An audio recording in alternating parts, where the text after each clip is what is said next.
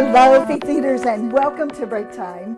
Today we're in the book of Philippians. We'll be in the book of Philippians for quite some time, but 2:12 says this. Therefore, my dear friends, as you have always obeyed, not only in my presence, but now much more in my absence, continue. I love this verse. Continue to work out your salvation with fear and trembling. And it's amazing that he's saying so much more in my absence. You know, sometimes it's like when the boss is away, you know, there's a little more freedom that seems to be happening. But he's saying, you know, while I'm not with you, even work it out more.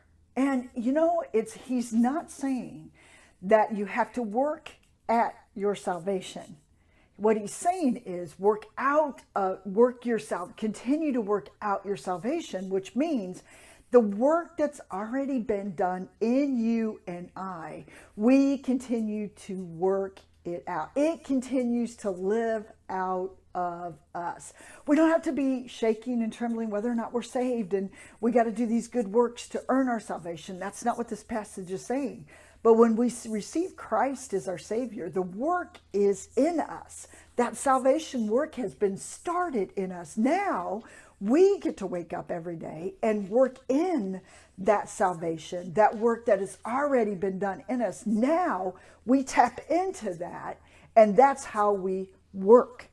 Isn't that amazing? And it isn't like it's one day we're saved and the next day we're not. One day we're saved and the next day we're not. No, it's a continual process that's inside of us, that Christ has already done the work in us. Now is when we now continue with fear and trembling, he says, with awe and adoration of who Christ is in us, the work that he has done in us. We're just amazed.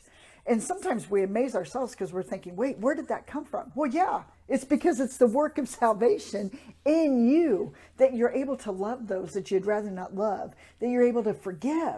That source of forgiveness is so strong within us who have been saved because we have truly been forgiven. That's working out your salvation. Do you see?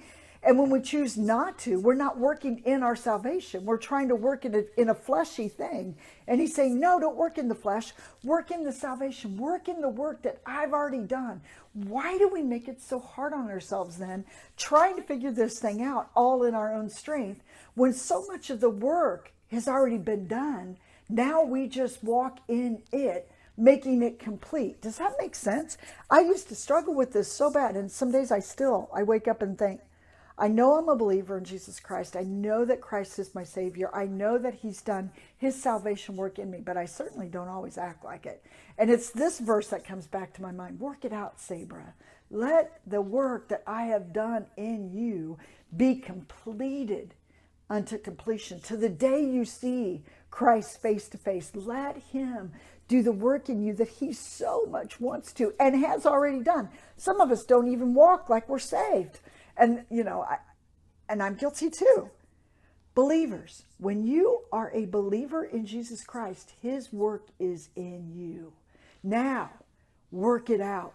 Allow it to become your source of strength. Allow it to become who you are.